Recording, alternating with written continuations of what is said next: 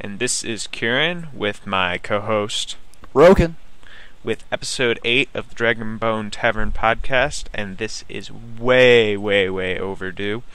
As for what's been up with us, I have been working on and off on the website. I took a break for a little bit because it was stressful.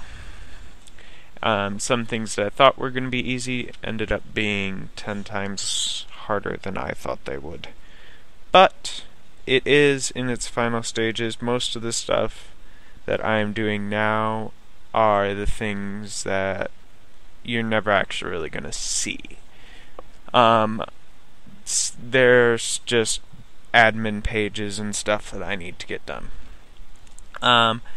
As for the video that was supposed to actually be our episode 8-ish thing, that will come about eventually, sometime, maybe, never, possibly. I'm not sure.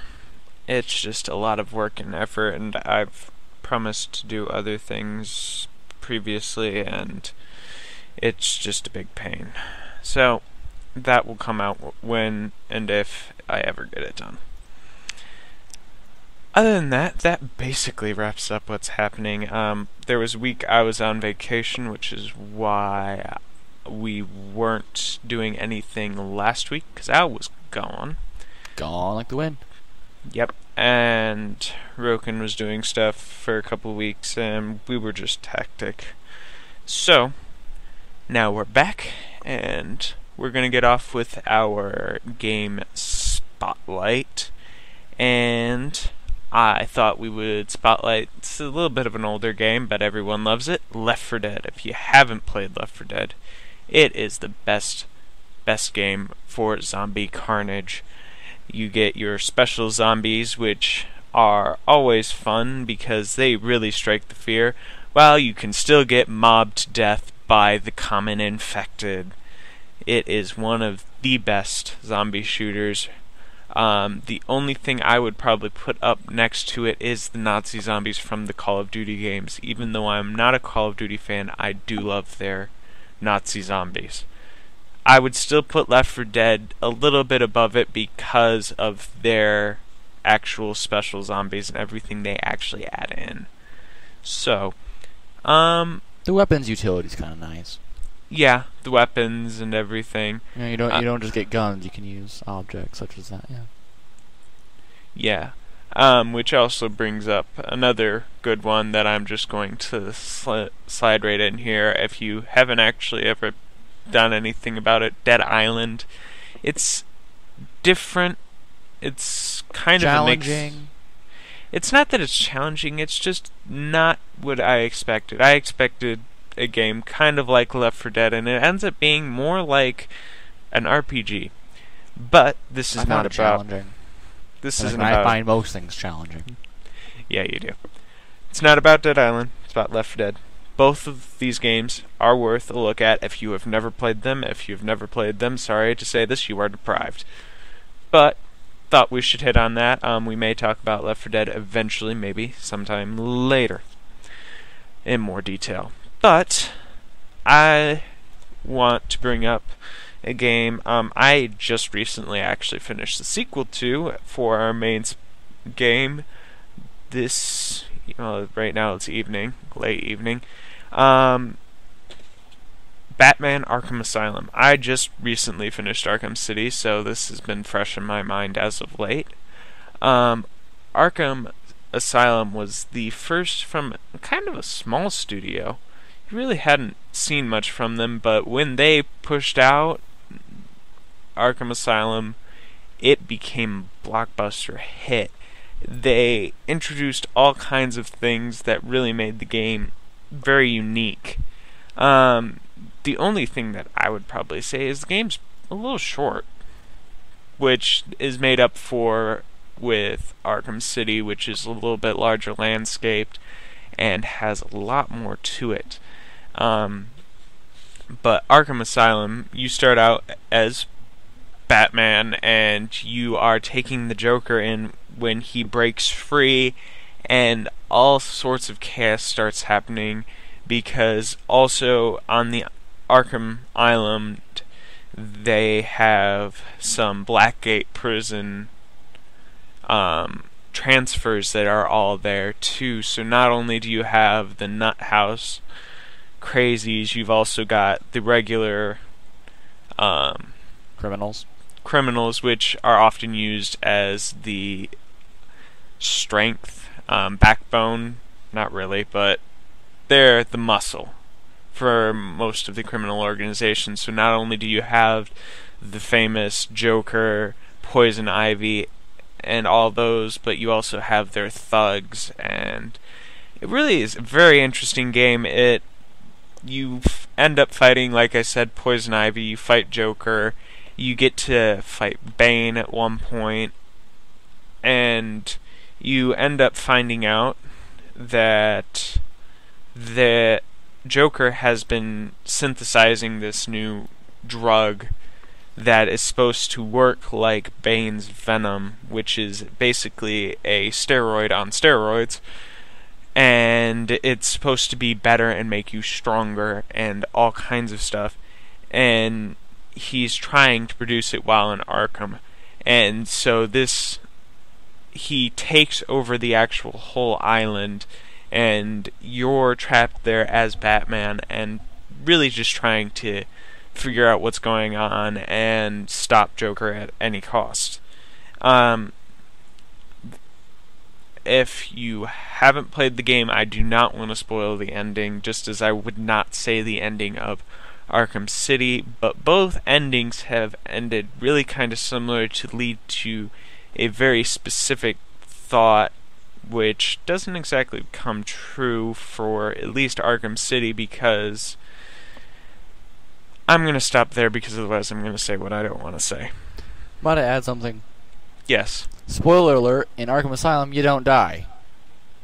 Yes, spoiler alert, Batman does not die unless you give up on the game. Then you could say Batman dies. He doesn't die, he just stays in purgatory. Actually, he's gonna sit there waiting for you to get back, having a coffee or whatever.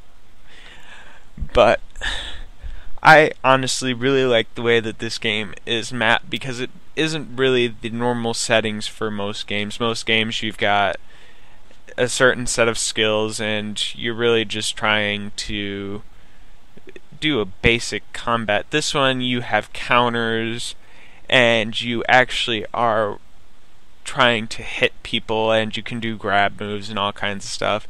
So it's not exactly the same as most other games. Combat is actually really simple and really easy to get used to, but you can do some really cool things. The only thing that I would say detracts from the game a little bit is you have the Riddler riddles, which are a whole bunch of little riddles to find little trophies hidden through the game that were hidden by the Riddler. And during this, you can accidentally, even if you're not looking for it, you can actually run and find maps that show the entire layout of where all the riddles are. And to me, that just kind of ruins the fun of finding them, because then you know where they all are. There's no challenge to it. Yeah, you could not pick up the maps, but if you don't know what the map is at first, it's just something that I thought was kind of pointless to be there. The whole point was they are an Easter egg, so to find all of them, you have to have some skill. To put maps in there, it just has kind of an attached effect, so you didn't have to go look up where they are on the internet. Though, that's probably what a lot of people did, is either found the maps or found where the maps were on the internet. So, game overall, other than the feeling you get at the end that it's just a really amazing game. The end of the game, I really can't say too much about, because it would spoil a lot for people who haven't played the game.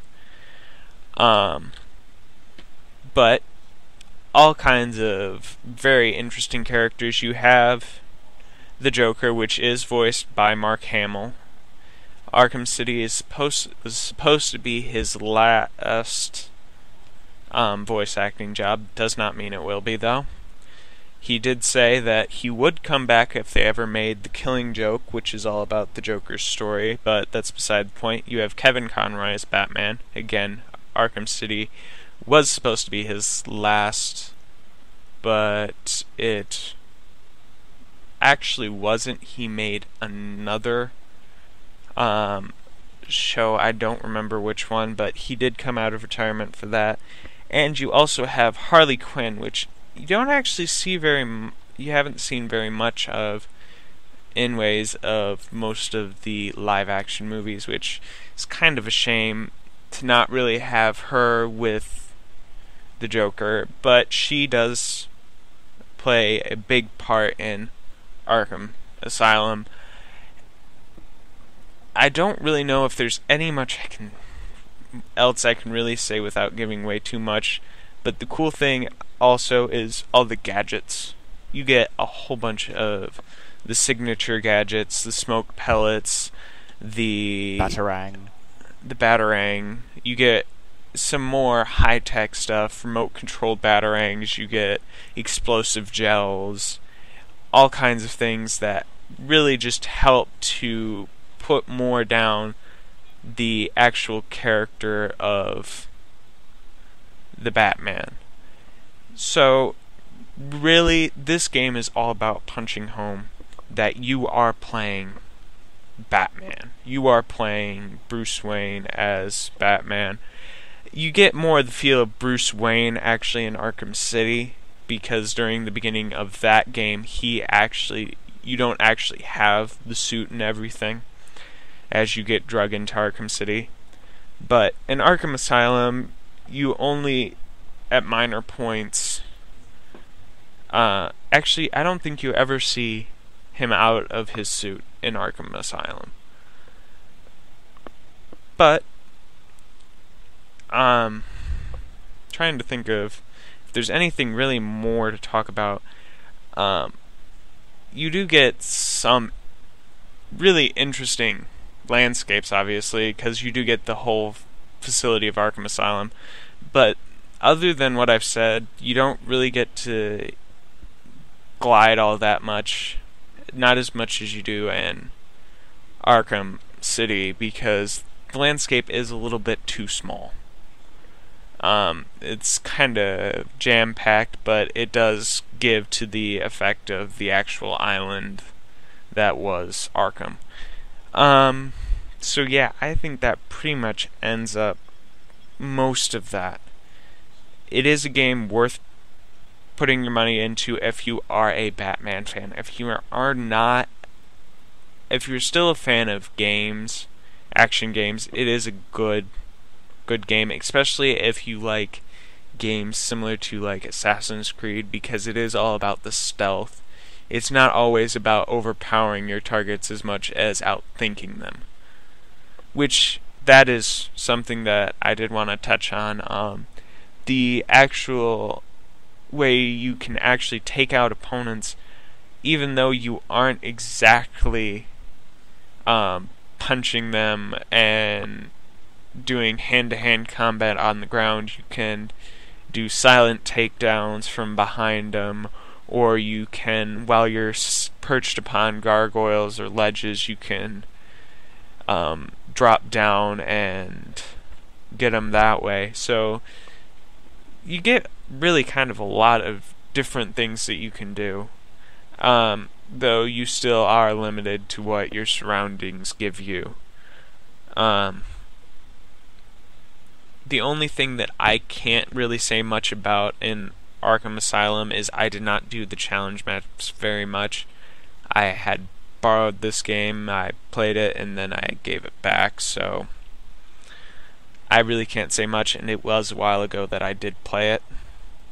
But it is a very good game, very much worth your money, and hopefully to prolong the studio for a little bit longer, because we want to see a different game, possibly not even in the Batman universe Genre? from, well, it wouldn't be a genre, but anyways, we want to see them keep making more games, because really both Arkham Asylum and Arkham Cities have shown their ability to craft a very nice game. Now let's see if we can get them to make a very wonderful story along with it.